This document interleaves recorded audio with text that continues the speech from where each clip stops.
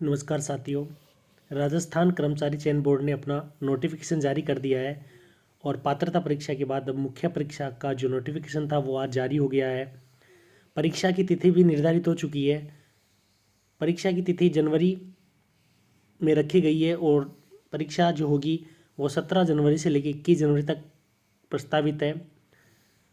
इसमें हम बात करें राजस्थान कर्मचारी चयन बोर्ड का जो पाठ्यक्रम है और लेवल द्वितीय की हम बात करें तो यहाँ परीक्षा में जो प्रश्नों की संख्या होगी वो 150 होगी, यानी 150 प्रश्न होंगे और अंकों की बात करें तो 300 अंक होंगे। इसके बाद हम लेवल प्रथम के बारे में भी जिक्र करेंगे, लेकिन मैं पहले यहाँ लेवल द्वितीय के बारे में बात कर रहा हूँ।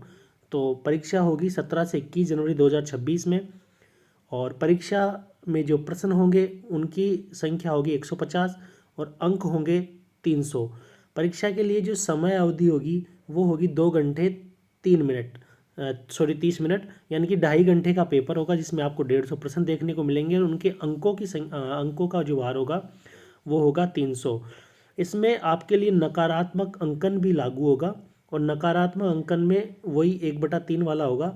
पाठ्यक्रम विवरण और विस्तार के बारे में हम एक बार फिर से जिक्र कर लेते हैं कि परीक्षा के लिए विषय और अंक भार हम अध्यापक लेवल द्वितीय की बात करें जो 6 से 8 तक के लिए है, जिसमें सबसे पहले राजस्थान का भौगोलिक, ऐतिहासिक और सांस्कृतिक ज्ञान या राजस्थानी भाषा की बात करें तो यहाँ 80 अंक से प्रश्न आने वाले हैं, 80 अंकों के प्रश्न आने वाले हैं, जिसमें प्रश्नों की संख्या होगी 40, यानी 40 प्रश्न हमें 80 अंक दिलवाएंगे।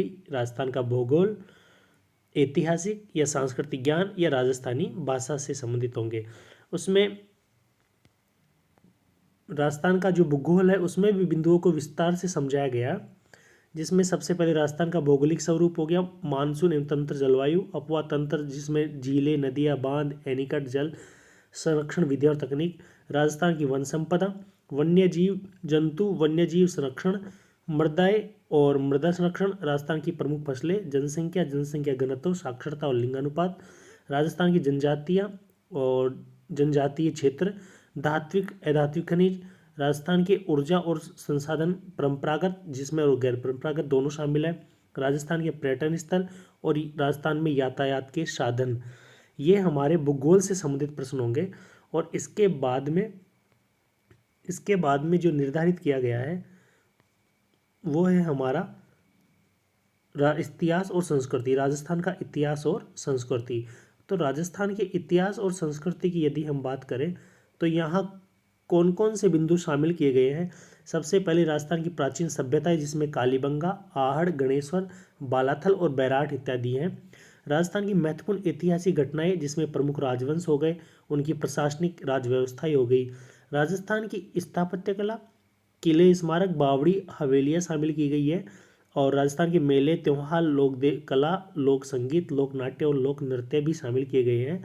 फिर हम बात करें राजस्थान की सांस्कृतिक परंपरा और विरासत, राजस्थान के धार्मिक आंदोलन, प्रमुख संत और लोक देवता शामिल है। फिर पाठ्यक्रम में अगला बिंदु महत्वपूर्ण ऐतिहासिक स्थल होंगे राजस्थान के प्रमुख व्यक्तित्व, राजस्थान के वस्त्र और आभूषण, राजस्थान की चित्रकलाई और हस्तशिल्प, 1857 की क्रांति का योगदान, राजस्थान में जनजाति, किसान आंदोलन और प्रजामंडल, और साथ में राजस्थान का एकीकरण भी शामिल किया गया है।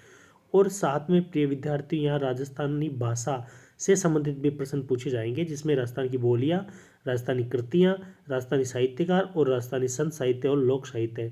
यहाँ से प्रश्नों की संख्या 40 और अंकों की बात करें तो 80 अंक हमें मिलने वाले हैं। फिर इसके बाद में जो पार्ट 2 है, भाग 2 है, उसमें शामिल किया गया है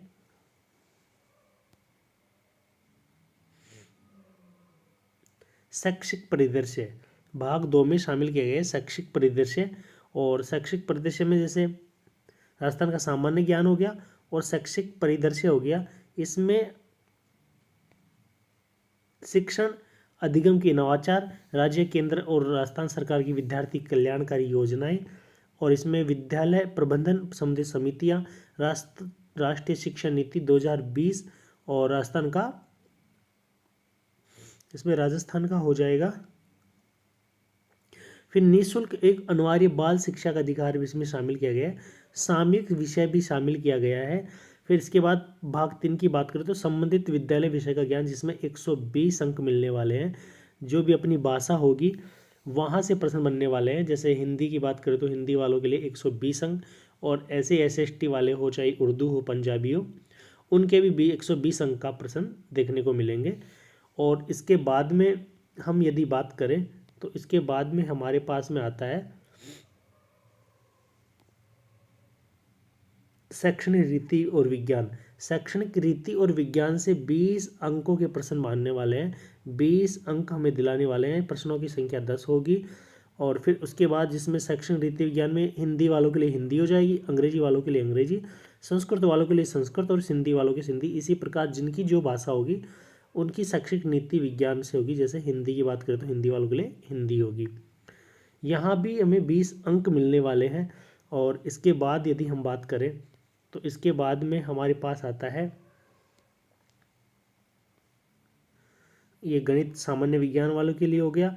फिर इसके बाद प्रिय विद्यार्थियों हमारे पास आता है शैक्षणिक मनोविज्ञान। शैक्षणिक मनोविज्ञान में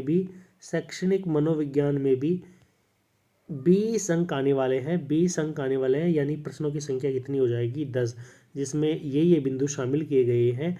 और इसके बाद यदि हम बात करते हैं तो हमारे पाठ्यक्रम में अगला बिंदु सामाजिक अध्ययन हो गया, और वही SST वाला पार्ट हो गया। और फिर लास्ट में जो बचता है वो होता है हमारे पास सूचना और तकनीकी। सूचना और तकनीक से भी प्रश्न बनने वाले हैं। जिसमें सूचना और तकनीक से प्रश्न बनेंगे, उसमें प्रश्नों की संख्या 5 है और अंक हमें मिलने वाले हैं कितने? 10। जिसमें सूचना प्रौद्योगिकी के आधार, सूचना प्रौद्योगिकी उपकरण टूल्स, और सूचना प्रौद्योगिकी अनुप्रयोग, सूचना प्रौद्योगिकी के सामाजिक प्रभाव। कुल मिला के हमें प्रश्नों की संख्या देखने को मिलेगी 150। और अंकों की यदि हम बात करें तो 300 अंक हमें मिलने वाले हैं। जो प्रश्नों का करने का या 150 प्रश्न हमें जो समय अवधि होगी वो होगी हमारे पास 2 घंटे और 30 मिनट। कहने का मतलब 17 से 19 जनवरी को जो परीक्षा होगी उसमें जो हमारे पास लेवल द्वितीय की बात करें पेपर होगा वो 150 प्रश्नों का होगा, अंक 300 होंगे, और वो हमें 2.5 घंटे में हल करना होगा। और हम नेक्स्ट वीडियो में लेवल प्रथम के सिलेबस में शामिल बिंदुओं के बारे में चर्चा करेंगे। इससे पहले आप हमारे चैनल को लाइक करें, शेयर करें, ज़्यादा से ज़्यादा सब्सक्राइब करें, ताकि आगामी जो भी जानकारी होगी शिक्षा विभाग से संबंधित या बोर्ड से संबंधित होगी उनके बारे में आपको मैं जानकारी देता रहूँगा। इसके लिए बहुत बहुत धन्यवाद।